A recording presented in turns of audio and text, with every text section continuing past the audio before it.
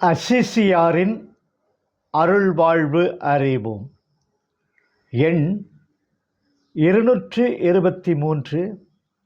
வழங்குபவர் அருள்முனைவர் R. Soosairaja, Franciscan Capuchin.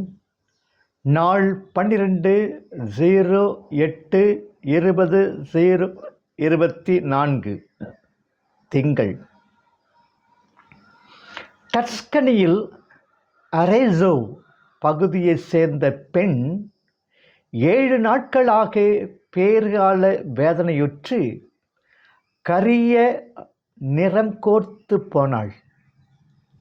எல்லோரும் அவளை கைவிட்டுவிட மரணத்தின் பிடியில் இருந்த அவள் புனித பிரான்சிஸிடம் நேர்ச்சை ஒன்றை செய்து உதவிட வேண்டினாள்.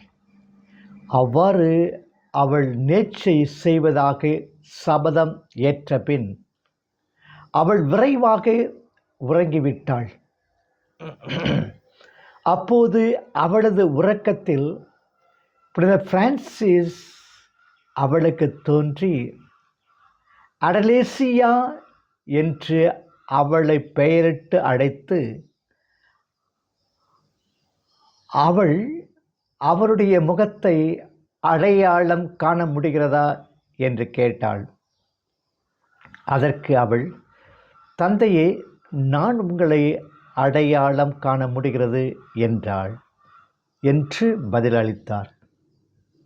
புனிதர், இரக்கத்தின் அன்னையாகிய எங்கள் அரசியே வாழ்க என்ற மன்றாட்டை சொல்ல முடியுமா என்று கேட்டார். அதற்கு, சால்வே ரெஜினா மாதர் மிசரிகோர்டியே, ஆம் தந்தையே என்றாள். சரி, தொடங்கு.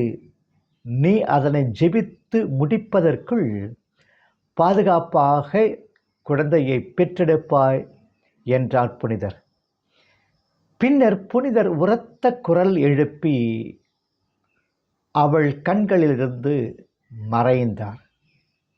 அந்த சத்தத்தை கேட்டு அந்த பெண் விழித்தெழுந்து ஆர்வத்துடன் இரக்கத்தின் அன்னையாகிய சால்வே ரெஜினா என்ற மன்றாட்டை சொல்லத் தொடங்க, உம்முடைய இரக்கத்தின் திருக்கண்களை எங்கள் மேல் திருப்பி அருளும் என்று சொல்லும்போது அவள் மகிழ்வுடனும் நலமுடனும் ஒரு குழந்தையை பெற்றெடுத்தாள்.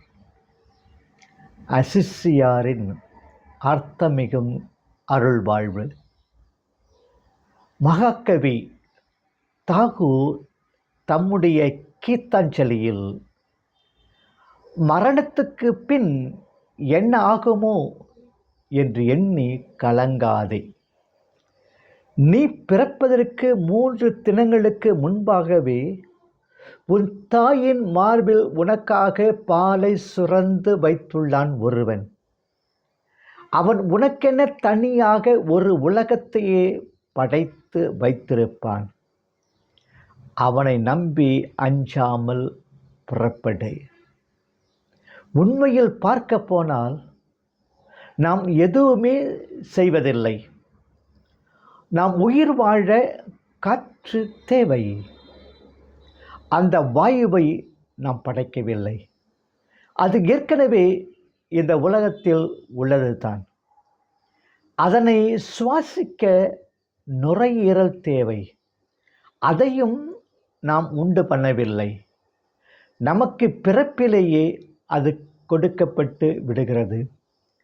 உணவை நாம் சமைக்கிறோமே தவிர அவற்றை நாம் படைக்கவில்லை. அவை இயற்கையில் தாமே விளைபவை. அவற்றை நாம் படைக்கவில்லை. அவை இயற்கையில் தாமே விளைபவை.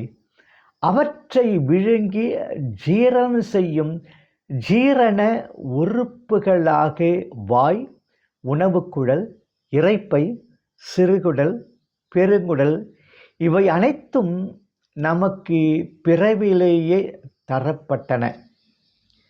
பாலைவன ஒட்டகம் 6 மாதம் குடிநீரின்றி வாழ்கிறது.